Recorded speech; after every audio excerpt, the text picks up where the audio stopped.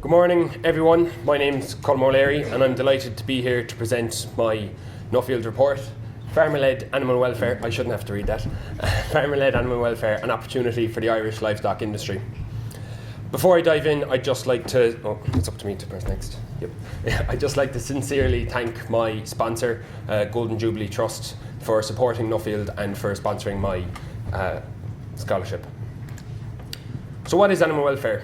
Firstly, it's important to note that animal welfare refers to the human responsibility to provide for an animal's care.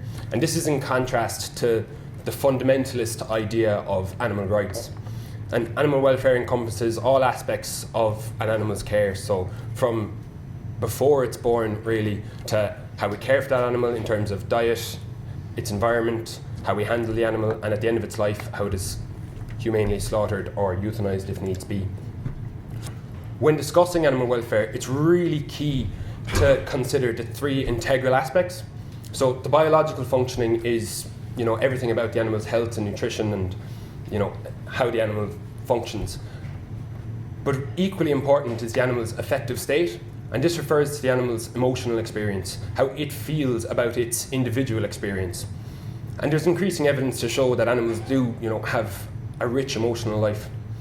And then thirdly, and equally important, is an alignment with natural living. And this refers to providing behavioural opportunities for an animal so that they can express their natural behaviour, such as grazing, suckling, play. The thinking around animal welfare over the last number of decades has really evolved from the 5 freedoms, which many of you will be familiar with, to providing good life opportunities. So instead of just wanting animals to be free from pain or hunger, we want them to experience pleasure and to be confident and curious. And what we're really trying to do now, or what the leading thinking in animal welfare science is that we want to provide animals with a life worth living.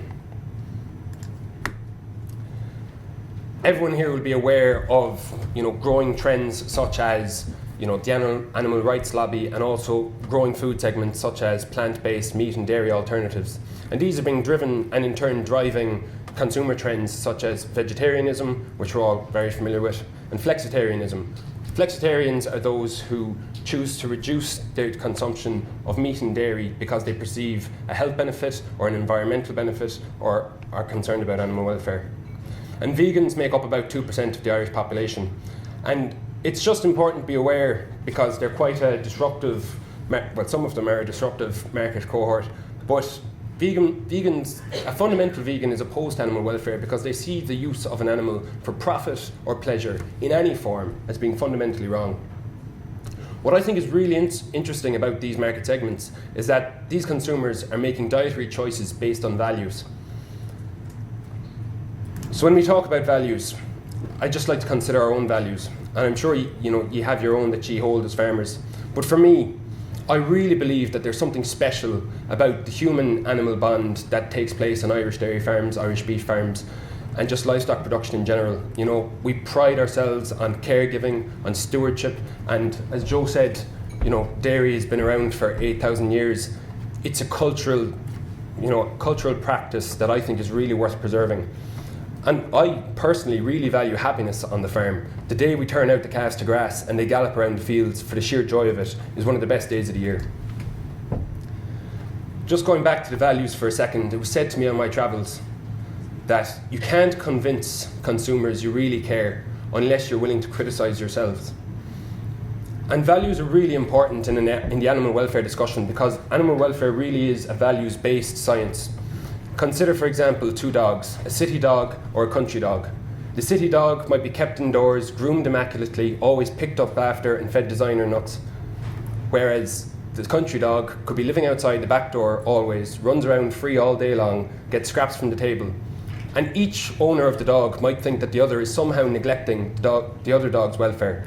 And that is just an example of how welfare is a values-based science. I'll allow you to decide how that photo aligns with your values or not. This is a photo of an 80,000 head calf ranch in California. And visiting California was a really worthwhile experience because it highlighted to me why animal welfare is so important. There are animals in the world that we could do better by. And I think that's a goal worth pursuing. On this farm, I watched a cow calving and then the calves being cared for, and I was with a vet named James Reynolds. And as a worker came to treat the calves, he lifted a calf up by its ears, and James immediately stepped in and said to the worker, "That's not the way to handle a calf." Ladies and gentlemen, if everyone always spoke up the instant we saw something that wasn't right in terms of animal welfare, I don't think we'd have any issues or anything to hide as an industry. Of course, that employee apologised and said he was in a rush, and then he proceeded to brand the calf with a hot iron brand. It is extremely difficult to create a culture that prioritises animal welfare when we routinely administer painful practices. But James was adamant that it's more important to be courageous than courteous and not be afraid to call out poor animal welfare. This is a photo of a cow on a research farm at the University of British Columbia in Canada, and you can see this cow is wearing a brassiere. I thought this picture was just a really good example of the innovative research being taking place on this research farm.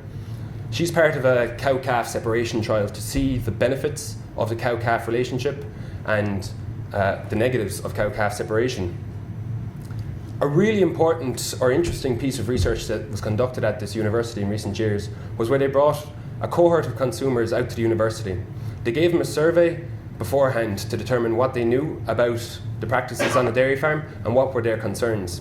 They then gave them a 2-hour tour to teach them about the dairy farm and about the cows' lives. After the 2 hours, they gave them another survey to see what had they learnt about the farm, to verify that they had indeed learned, and then to see what were their concerns. All their concerns about the animal's biological functioning, so their diet, their nutrition, that's the same thing, their health, all that stuff, the consumers were their concerns were assuaged, and they trusted that farmers were providing excellent care. But their concerns around the alignment with natural living segment, in particular access to pasture and cow-calf separation, actually increased after the education. The implication of this study for me is that we can't explain away or educate away concerns that consumers feel. This is a screenshot of Dairy NZ's website. They're running a promotional campaign called Dairy Tomorrow. Basically, it's a PR campaign to try and win back public support, and most of us would be aware of how that has been seriously damaged in New Zealand.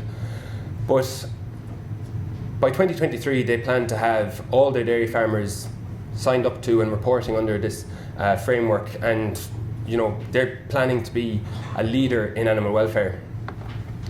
And so, this is one of our competitors in terms of producing commodity products, and they're laying down being a leader in animal welfare is important, so I think it's equally important for us. New Zealand, we all know they've gotten a lot of flack over bobby calf management, but this is something you'll see on many farms in New Zealand, and that's a bobby calf ramp. It's a tailored, specific facility for the proper handling of calves. Because even if you're taking part in, what consumers don't necessarily, the practice that consumers don't like of early life processing, at least those calves' welfare should be optimised and 100% to that point. This is another screenshot of a website for a farm in the UK, Scotland, called The Ethical Dairy. Of course, the implication of it being the ethical dairy is that the rest of us are not. What this farm does is they keep the calves with the cows and they market the products directly to consumers, and this is they're trying to develop a niche. There's over 100 farms in the UK that are operating calf at foot systems, and it's also a rapidly growing trend in the Netherlands and France as well, with over 100 farms in each country. So we're not just going to get this push for a greater alignment with natural living and anti-dairy takes babies from the animal rights lobby, but there's also going to be a segment of farmers who are trying to create a niche. And I can't say to a consumer, I have to take the calf from the cow, when I've got another farmer who's saying, well, I can leave them together. And I'm not for 1 second suggesting it won't be a challenge, but I think it's really something we need to look at. The university I spoke about earlier in Canada has found a lot of evidence to suggest that there's big benefits for the cow and the calf of maintaining the relationship. So in conclusion, animal welfare matters. I saw that from everywhere I travelled. It matters for the animals and it matters for farmers. The animal rights lobby is here to stay.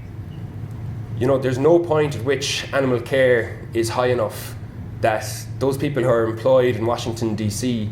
are going to decide we've done enough, I resign from my job and go home. It's a business.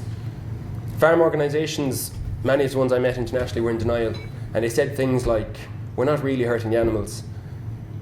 And the benefits of improving welfare were often dismissed or ignored. A lot of the audits I discussed with policymakers were just rubber stamps, and they were afraid to be tough on farmers in terms of things that would be really difficult to change, like systems changes. They wouldn't comment on housing or specific facilities being better or worse. But given all that, I think Ireland is really well placed for leadership in this area because of our pasture-based systems, our cooperatives, our discussion groups, our strong and respected research institutions, and also our already excellent level of care. My recommendations: in order to maintain our social licence and to protect our consumers' trust, I believe we need to align our production practices with our values and our consumers' values. And this means creating a culture that prioritises animal welfare. In order to do this, I think we need research into animal welfare, Irish research. I don't want to be quoting Canadian research when I'd prefer to see an Irish trial. We also need to build education into our auditing systems and all our agricultural education. At the moment, technical best practice in animal welfare is assumed. And we also need to build a culture of reporting and calling out poor animal welfare when we see it. On farm, I think we really need to minimise pain and stress and reduce the production of low-value byproduct animals. In terms of reducing pain and minimising stress, I believe we should stop branding our cattle. The evidence is there that it hurts. I mean, no one in this room would like to be branded with anything. It hurts for up to 3 months, and it's not possible to mitigate the pain. I think we need to use pain relief whenever we dehorn calves, because once again, consumers will expect it. We need to have zero tolerance and abuse and be tough on unnecessary mutilations such as tail docking or teat amputation. And for calves, in terms of reducing stress, the industry needs to move away from any individual housing. There's a lot of research out there to show that it's quite stressful for calves to be isolated. The first question everyone asks me when I mention animal welfare is byproduct animals and bull calves. At a minimum, we need to disseminate information on bobby calf management to ensure that the calves are treated to the absolute best level during their lives. We need to educate farmers about how to handle these calves and also on down a cow protocols. And then we need to minimise the production of these calves by focusing on fertility and reducing our dairy replacement rate so we can use more target beef AI on the dairy herd, and hopefully sex semen will play a role. Thank you very much, and I look forward to your questions.